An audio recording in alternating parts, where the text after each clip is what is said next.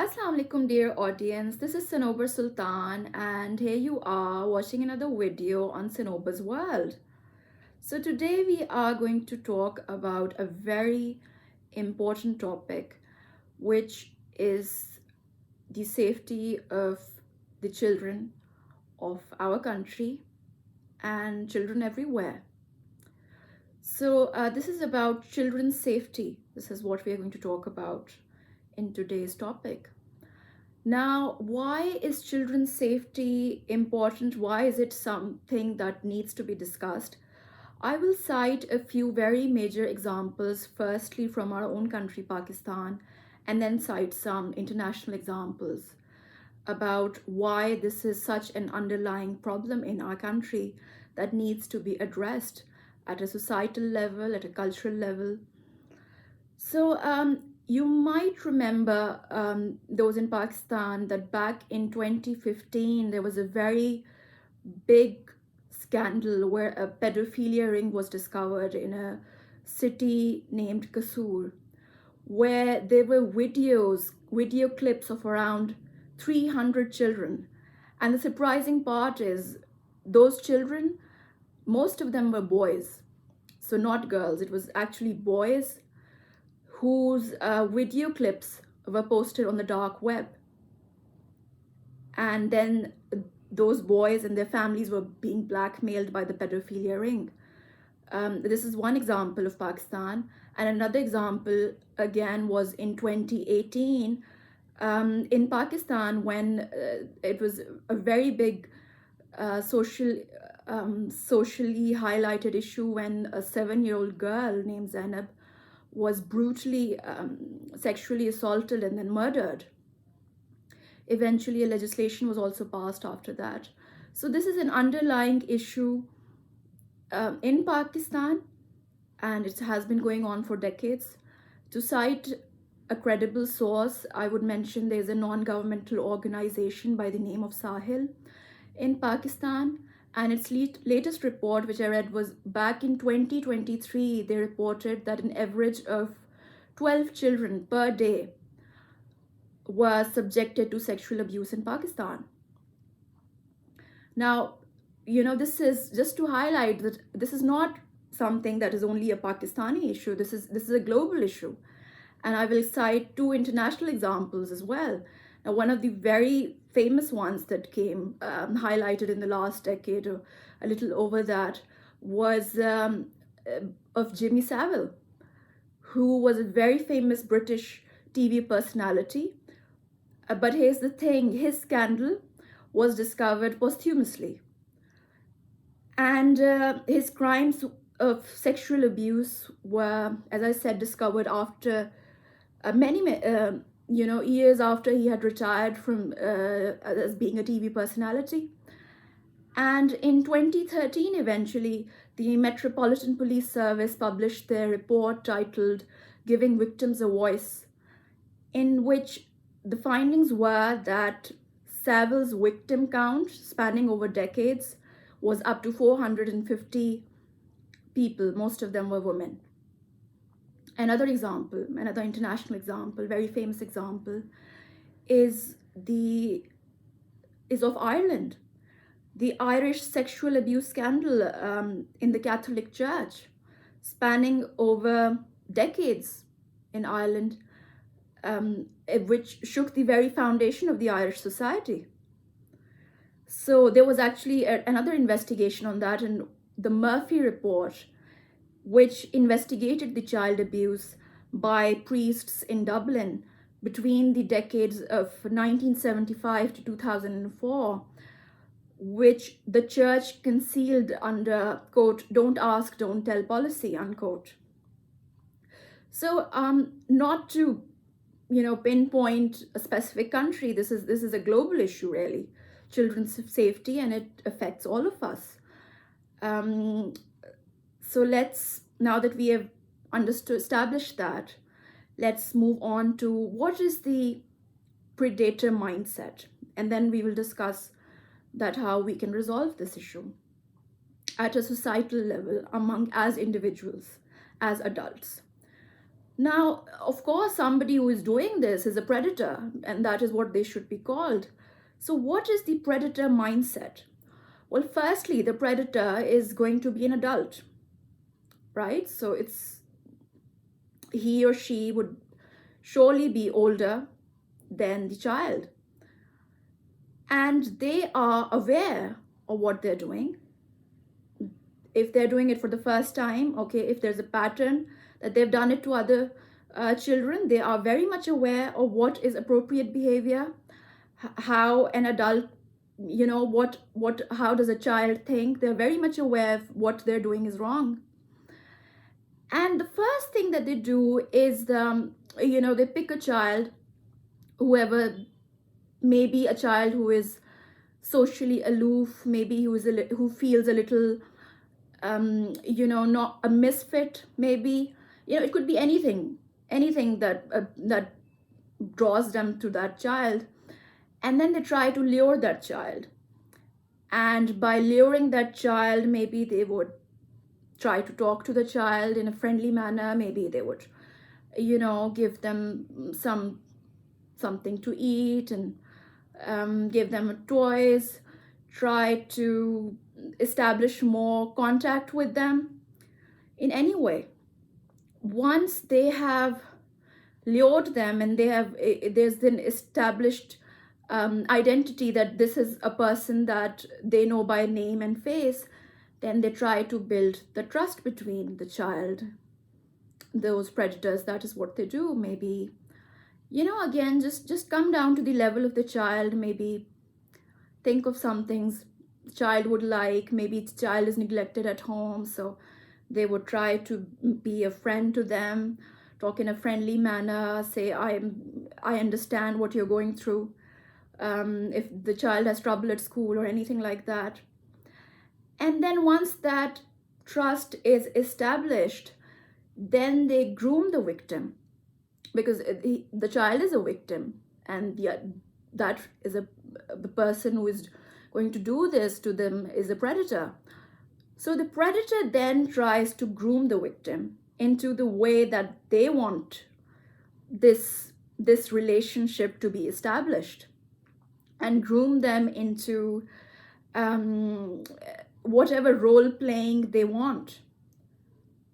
So that is whatever is in that predator's head, the way he would want that relationship to be of between the child and him. And mostly it's going to be a dominant submissive relationship. The victim is a child, after all, is younger than the predator, and the victim would most probably feel helpless and ashamed, and he feels like he has nobody to go to, because the very next step after grooming the victim is to isolate them.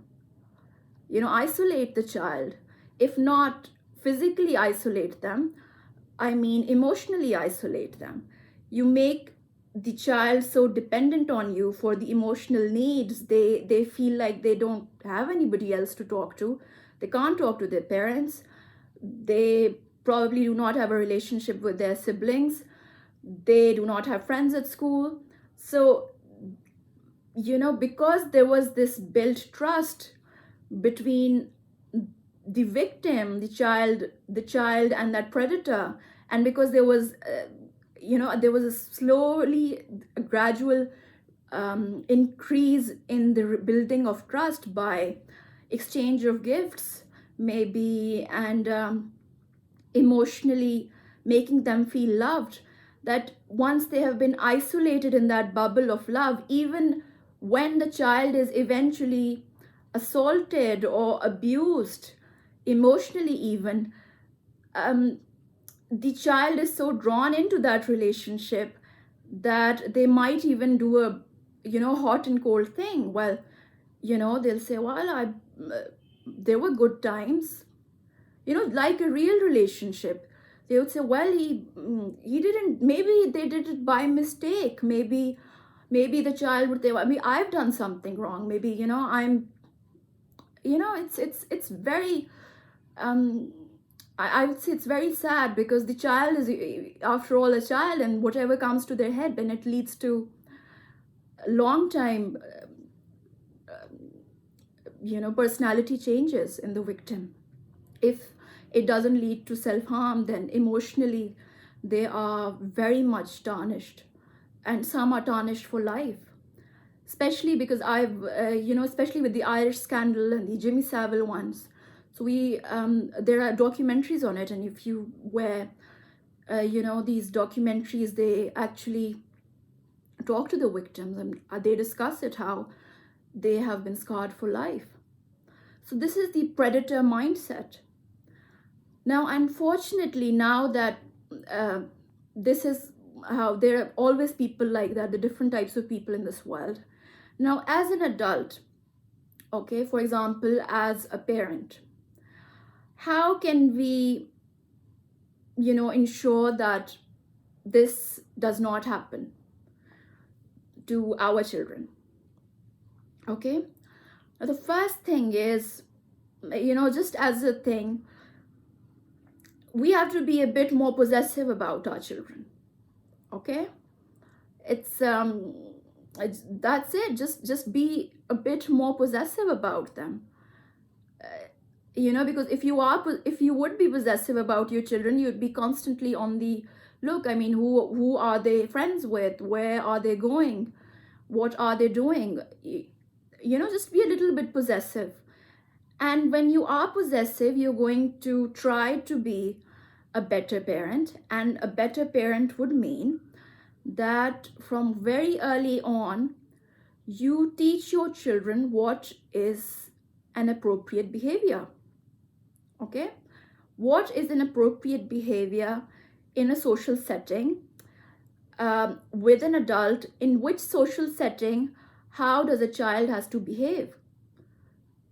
Okay, so when, for example, guests come in your house, so we act differently when we have guests, and when we don't have guests, we are more relaxed at home. So teach them what is appropriate behavior for different settings very early on. And secondly, teach them what is an appropriate touch. Now, who is allowed to touch the child? Okay, and where is the red line for touch for the child, and the child has to know it. And if anybody tries to touch the child should be comfortable enough and should be aware that I have to tell the parent that I'm feeling uncomfortable. I think this adult, this individual, whoever he or she is making me feel uncomfortable, and is this right, is this appropriate? So if you have already taught that to your child, maybe even as young as 4 or 5, that if anybody does that, you have to come home and tell me. So teach them what is an appropriate touch. Thirdly is note the sudden change in behavior. Sometimes we as adults are so involved and busy in our lives, we do not note the changes in the child, and the changes in behavior might not even be very sudden. Maybe they are gradual. For example, aloofness, being irritated, change in eating habits, anything. So note those changes. Observe your child, or the child around you, children around you. Observe them. Is there a sudden change in their behavior? So why is it? Then peer influence. You should know who your children are hanging out with. Who are those children that they're playing with? And if they are teenagers, again, you should know who they are, what their social circle is.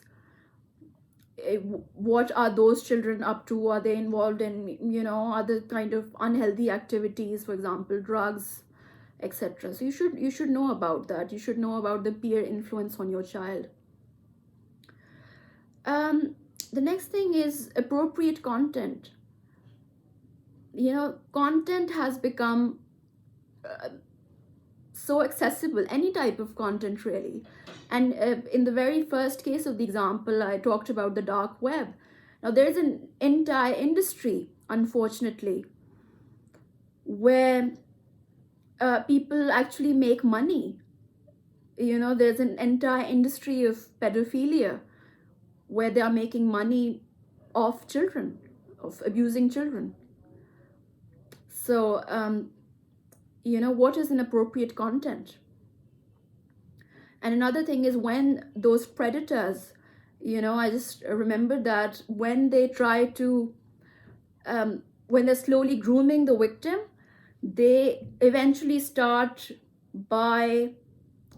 lead to showing them that kind of content. Okay, so you should know what kind of content your children are watching. Yeah. And lastly is, be a hands-on parent. And that is that both if, for example, as a couple, do not put the burden on one parent. Okay, the mother and the father both have to be involved in the child. I mean, for example, mostly because mothers spend most of the time with their children. So it's one person, and it's really hard to take care of their emotional needs, their schooling, their everything. So be an involved parent. And when both the mother and the father are involved in the bearing of the child, in the rearing and bearing and rearing of the child, so it's less burdensome. So be an involved parent, and don't put too much burden on one parent. So then you would be more involved with the child.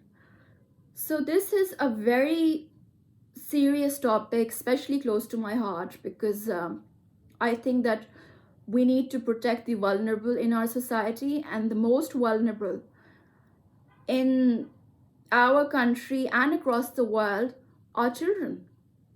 So children have to be protected. So I hope this helps, ladies and gentlemen. Thank you for watching my video on Cinnober's World. So I shall see you all very soon. Bye bye.